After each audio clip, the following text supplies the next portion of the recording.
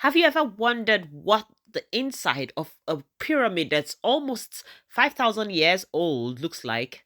Then you're in the right place. I got you. So come with us as we go see the Pyramid of Giza in Egypt, one of the seven great wonders of the world. So first we arrived very, very early, just before the place even opened, because one, we went in summer months, and two, we hadn't bought tickets online. So we had to get there early before the queues and before a lot of people comes or it gets too hot. That's us looking for where to park. Then we got our tickets, get scanned, and then you pass your bag also through security. We had a long drive. Everybody was busting for the toilet, but as with everything, even the toilet inside the pyramid cost 15 Egyptian pound each person to use the toilet. So make sure you have cash. Then this guy we saw at the gate told us about the camels and the horses. He said it was a fixed price because we were a bit skeptical that he was going to rip us off. That's the guy in the frame, but it was a standard price. So some of the kids prefer to use the horse, and I wanted to have the camel experience. I will explain later why this was not my best choice, but in a different video, I'll explain what not to do and what to do, basically. But yeah, we went for the camel experience, three of us, while the other three of our J's took the horse. That's the J princesses getting on their chariots and them settling in. We didn't know they would separate us, but they did. But I'm getting now on my camel. Dad went on his camel, and Jaden, our son, also went on the camel. As I said, I'll explain why I regretted this decision in a different video, but they had to separate us because the video horses of do's and don'ts obviously but have we to were go on just the getting faster ready to path take and off. can't Here go we through have the left, desert, and we while the started camel heading can go towards through the the sandy pyramid. deserts. And Yeah, it's a so long story basically, if you anyway. want the But camel to that's move us heading faster, you off have to towards say the pyramid Harga now. to the You have to camel. The say guy explained Harga. everything, You have and to if say you wanted it to Harga to go make the slower or camels go stop, there faster, is and they have a positioning as certain well. position. If you want them to slow down, the guide explained everything to us. The guide was pretty helpful and nice, to be fair to them.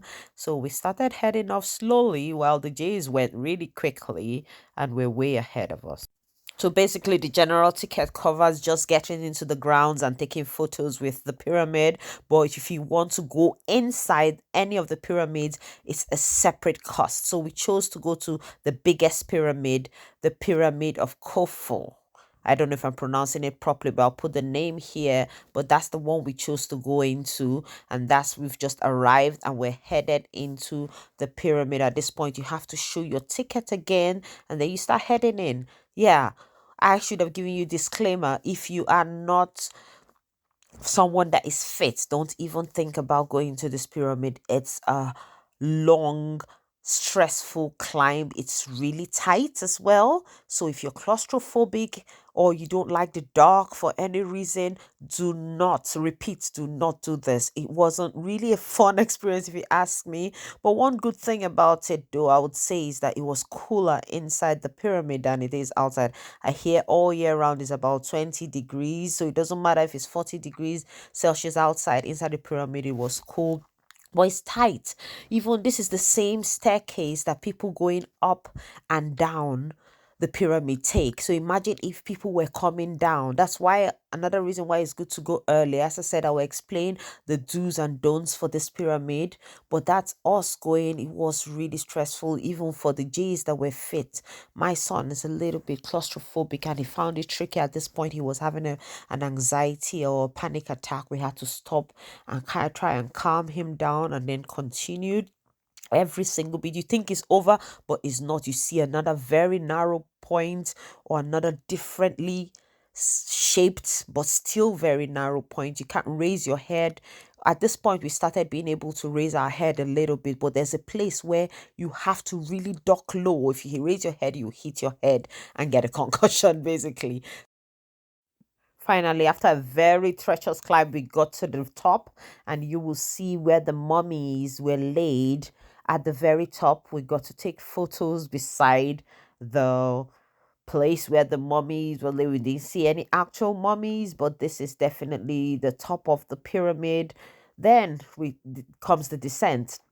Trust me, going down is no easier than going up, because it's the same path you're gonna take, and it's harder, if I found, going down because it's almost like you're squatting at a gym for almost 20 minutes. At this point, you can see that people were beginning to come, a crowd of people were starting to come. That's why it's good to go early. So you have to wait for the people trying to pass because it's really a tight squeeze. I couldn't raise my head here. It was like I'm squatting for over 20 minutes. So your thigh is killing you and you're going slowly. Obviously, with children, you have to be patient. It took us almost 20 minutes or a bit more. I can't really say, but it depends on how fit you are or how crowded it is when you go.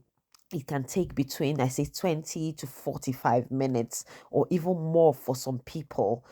To take a break if you have to, rest if you have to, and breathe, take a drink. They usually don't let drinks in, but we're able to sneak in a little bottle of water, and that's us, yes, going down. And at this point we were like, where is the end? Come on, we need to get there.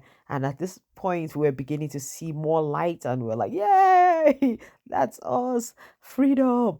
I was really perspiring, even though I said it's cooler inside the pyramid, but because you're literally walking out the whole time, going up and down, I was drenched in sweat. So wear appropriate clothing. I wore a dress, which is good, nice and light, but climbing was tricky for me because I had to always hold my dress. Look at me, all drenched, the J's sweating, and yeah, we're relieved to be out. Took some, hey, we made it, pictures outside. So some celebratory shots. That's us.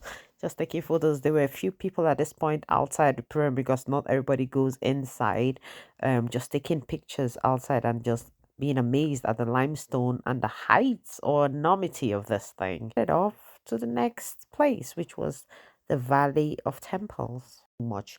It was a bit tight to the spaces as well, but it wasn't too bad because it wasn't for a long time. You just needed to climb through up a small staircase, and then you come out, and then you begin to see the history, a lot of history. I can't give you all the details in this video, but the tour guide was good at explaining all the Cleopatra symbols, all the Egyptian writing on the walls. That's us finally coming out from the little staircase, and then we just enjoyed looking at everything and taking in a bit of history lesson, basically.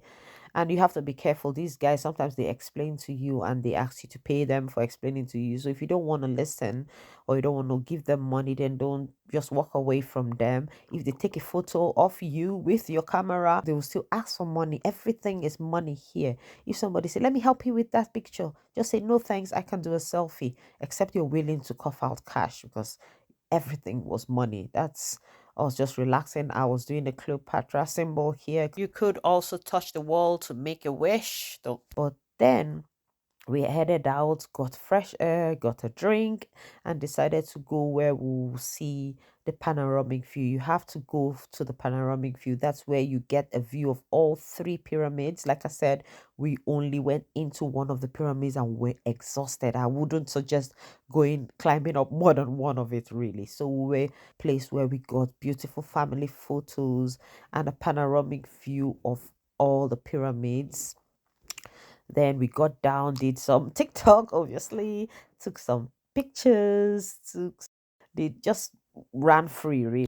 Then we started heading towards the Sphinx and we did selfies, trying to kiss the Sphinx, which is always a thing to do. At this point, we were knackered and the kids had had more than enough. And we were like, let's go.